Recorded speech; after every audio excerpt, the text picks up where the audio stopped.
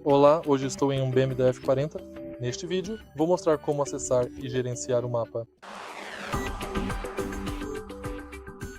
No início, dê uma olhada na tela e depois vá para a navegação. Aqui você pode aproximar ou afastar o mapa. Você pode navegar manualmente, ajustar e mudar a orientação do mapa, conforme sua preferência. Verificar informações de trânsito. Mudar o tema do mapa. Alterar a visualização do mapa, o comportamento do zoom e o conteúdo do mapa. Em seguida, você pode ir para as configurações de navegação. Se você achou este vídeo útil, por favor, deixe um like, comente e se inscreva.